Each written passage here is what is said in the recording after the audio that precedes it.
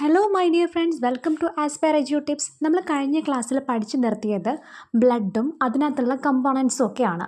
Food digest ചെയ്തതിന് ശേഷം nutrients എങ്ങോട്ടേക്ക് വരും? ബ്ലഡിലേക്ക് വരും. ആ ബ്ലഡിൽ നിന്നും ബോഡിയുടെ ഡിഫറെൻറ്റ് പാർട്സിലേക്ക് എത്തണം. അപ്പോൾ നമ്മൾ പറഞ്ഞു ആ ന്യൂട്രിയൻസിനെ ട്രാൻസ്പോർട്ട് ചെയ്യുന്ന ആളാണ് ആര്? ബ്ലഡ് എന്ന്. അങ്ങനെയാണ് ബ്ലഡിലെ കമ്പോണൻസ് പറഞ്ഞത്. ഇനി ഈ ബ്ലഡിൽ നിന്ന് ന്യൂട്രിയൻസ് ബോഡിയുടെ ഡിഫറെൻറ്റ് പാർട്സിലേക്ക് എത്തണ്ടേ? അതെങ്ങനെയാണെന്ന് നോക്കാം. അതിനാർക്ക് ഹെൽപ്പ് ചെയ്യുമെന്ന് നോക്കണം. അപ്പോൾ നമുക്കിവിടെ നെക്സ്റ്റ് ടോപ്പിക്കായിട്ട് കൊടുത്തിരിക്കുന്ന ടിഷ്യൂ ഫ്ലൂയിഡും ലിംഫും ഒക്കെയാണ്. പക്ഷെ നമുക്ക് അതിന് മുമ്പ് ആർട്ടറി എന്താണ്, ലിംഫ് എന്താണ്, ഇതൊക്കെ അറിയണം. അപ്പോൾ നമുക്കതൊന്ന് നോക്കിയിട്ട് ഇതിലേക്ക് വരാം. പിക്ചർ കൂടി നോക്കി പോവുക. ഫസ്റ്റ് വൺ ആർട്ടറി എന്നുള്ളൊരു വാക്കാണ്. ആർട്ടറി എന്ന് പറഞ്ഞാൽ തിക്ക് ആൻഡ് എലാസ്റ്റിക് വോൾ. നല്ല തിക്കായിട്ടുള്ളതും എലാസ്റ്റിക് ആയിട്ടുള്ളതുമായ ഭിത്തിയാണ് ആർക്കുള്ളത്? ആർട്ടറിക്കുള്ളത്. ഇവിടെ എങ്ങനെയാണ് ബ്ലഡ് ഒഴുകുന്നത് നോക്കിക്കേ. Blood flows with high pressure and high speed. ഭയങ്കരമായ അല്ലെങ്കിൽ ഉയർന്ന തരത്തിലുള്ള പ്രഷറും സ്പീഡിലൂടെയുമാണ് ബ്ലഡ് ഫ്ലോ ചെയ്യുന്നത്.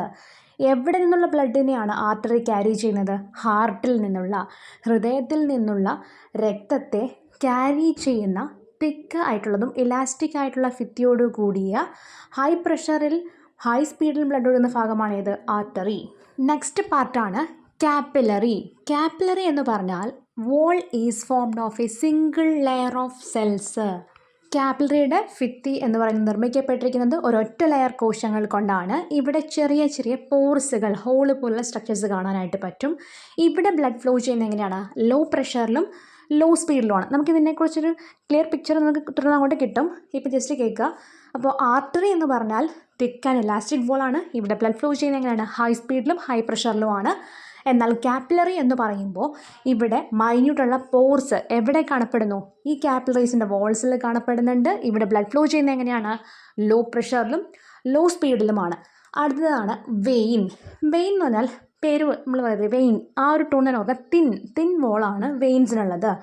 ഇവിടെയും ബ്ലഡ് ഫ്ലോ ചെയ്യുന്നത് ലോ പ്രഷറിലും ലോ സ്പീഡിലുമാണ്. ഇവിടെ കാണപ്പെടുന്നൊരു സ്ട്രക്ചറാണ് വാൽവ്സ്. വാൽവ്സ് കാണപ്പെടുന്നത് വെയിനിലാണ് കാണപ്പെടുന്നത്. Carries blood to the heart. അപ്പോൾ ഹൃദയത്തിലേക്ക് രക്തത്തെ കൊടുക്കുന്ന ആളാണ് ആര്? വെയിൻ.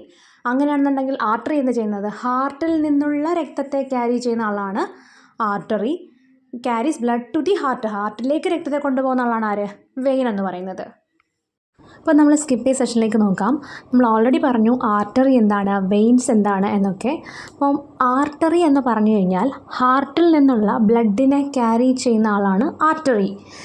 ഓക്കെ, ഈ ആർട്ടറി എന്ന് പറഞ്ഞാൽ വലിയ രക്തക്കുഴലാണ്. അപ്പം ഇതിന് നേരിട്ട് ബ്ലഡിലുള്ള ന്യൂട്രിയൻസിനെ സെൽസിലേക്ക് എത്തിക്കാനായിട്ട് പറ്റത്തില്ല.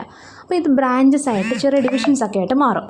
അപ്പോൾ ഈ ആർട്ടറീസ് വേർപിരിഞ്ഞ് ചെറിയ ചെറിയ സബ് ഡിവിഷൻസ് ആണെന്നാണ് എന്ത്? കാപ്പിലറീസ് എന്ന് പറയുന്നത്. ഈ കാപ്പിലറീസിനകത്ത് ചെറിയ ചെറിയ പോർസും ഉണ്ട്. അതെന്തിനാണെന്ന് നോക്കാം. When blood flows through the capillaries. രക്തം ഈ കാപ്പിലറീസിലൂടെ ഒഴുകുമ്പോൾ ദ ഫ്ലൂയിഡ് പാർട്ട് ഓഫ് ബ്ലഡിനകത്ത് അടങ്ങിയിരിക്കുന്ന ദ്രാവക ഭാഗം oozes into the intercellular spaces through minute pores of capillary wall.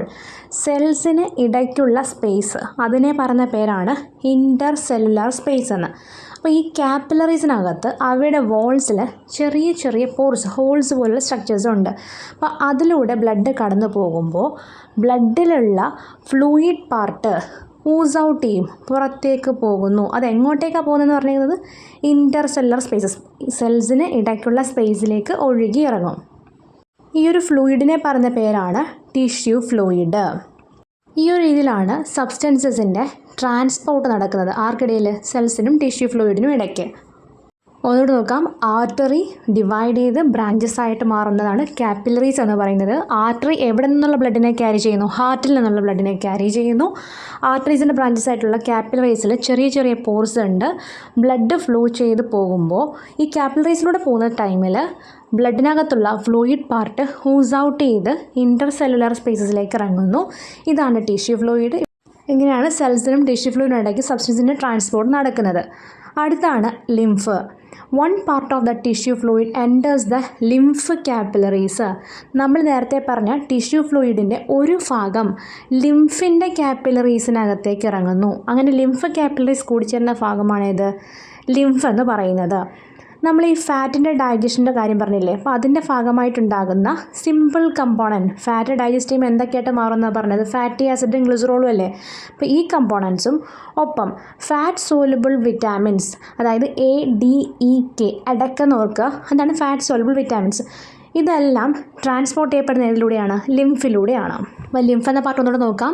Tissue ഫ്ലൂയിഡിൻ്റെ ഒരു പാർട്ട് ലിംഫ് കാപ്പിലറീസിലേക്ക് എൻ്റർ ചെയ്യുന്നു. ഇതിനെയാണ് നമ്മൾ ലിംഫ് എന്ന് പറയുന്നത്. ഫാറ്റ് ഡൈജഷൻ്റെ ഭാഗമായിട്ടുണ്ടാകുന്ന സിമ്പിൾ കമ്പോണൻറ്റ്, അതായത് ഫാറ്റി ആസിഡും ഗ്ലിസറോളും ഒപ്പം ഫാറ്റ് സോൾബിൾ ആയിട്ടുള്ള ADEK പോലുള്ള വൈറ്റമിൻസും ഒക്കെ ട്രാൻസ്പോർട്ട് ചെയ്യുന്നത് ഏതിലൂടെയാണ്, ലിംഫിലൂടെയാണ്.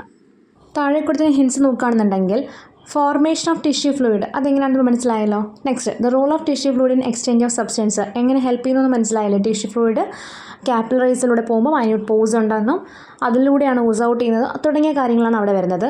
അടുത്തെന്താ, ഫോർമേഷൻ ഓഫ് ലിംഫാണ് അടുത്ത് പറഞ്ഞേക്കുന്നത്. ഫോർമേഷൻ ഓഫ് ലിംഫ് എങ്ങനെ നടക്കുന്നത്, ടിഷ്യൂ ഫ്ലൂയിഡിൻ്റെ ഒരു പാർട്ട് ലിംഫ് കാപ്പിലറീസിനകത്തേക്ക് എൻ്റർ ചെയ്യുമ്പോഴാണ് ലിംഫ് ഫോം ചെയ്യുന്നത്.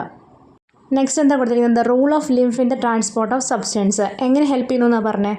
ഫാറ്റ് ഡൈജഷൻ്റെ ഭാഗമായിട്ടുണ്ടായ സിമ്പിൾ കമ്പോണൻസും ഫാറ്റ് സോൾബിൾ ആയിട്ടുള്ള വൈറ്റമിൻസും ലിംഫിലൂടെ ട്രാൻസ്പോർട്ട് ചെയ്യുന്നു. അതാണ് ലിംഫിൻ്റെ റോൾ എന്ന് പറയുന്നത്, ഏതിൻ്റെ, ട്രാൻസ്പോർട്ട് ഓഫ് സബ്സ്റ്റൻസിനകത്ത്. ഓക്കെ, കൂട്ടുകാർക്ക് ക്ലിയർ ആയി എന്ന് വിശ്വസിക്കുന്നു. നമുക്ക് അടുത്ത ഭാഗം നോക്കാം. നെക്സ്റ്റ് ആണ് ലിംഫാറ്റിക് സിസ്റ്റം. അപ്പോൾ ലിംഫാറ്റിക് സിസ്റ്റം എന്ന് പറയുമ്പോൾ എന്തൊക്കെ ഉണ്ടെന്ന് നോക്കാം.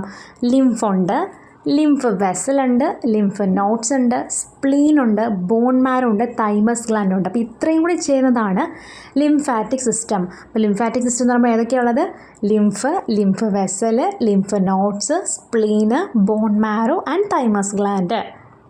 പക്ഷേ ഇവിടെ റെഡ് ബ്ലഡ് സെൽസ് അഥവാ RBCയോ ലാർജ് പ്രോട്ടീൻ മോളിക്യൂൾസോ ഒന്നും തന്നെ ലിംഫിൽ കാണപ്പെടുന്നില്ല.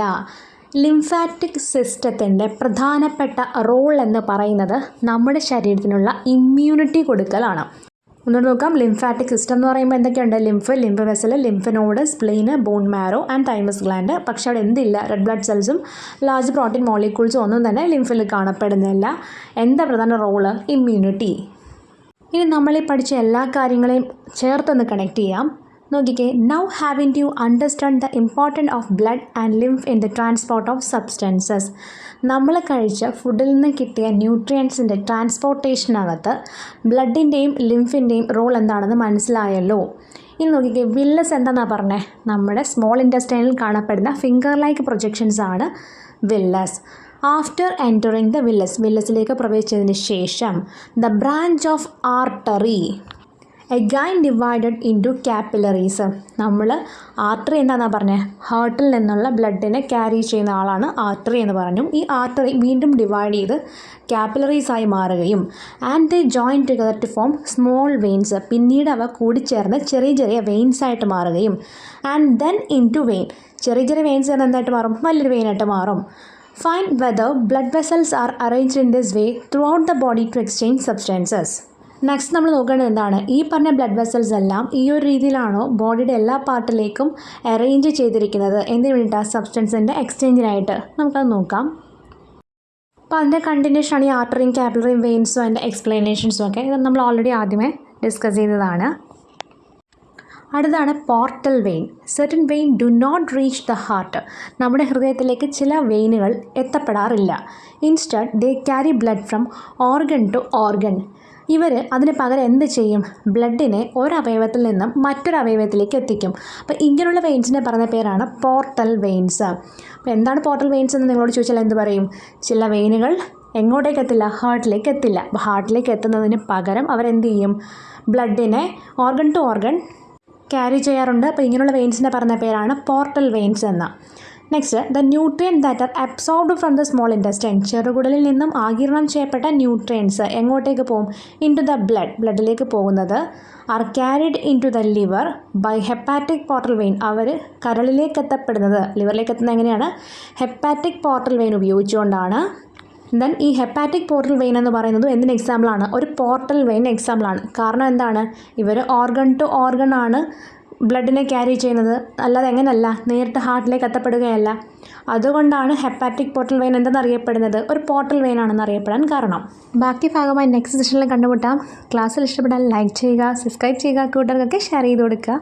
Thanks for watching.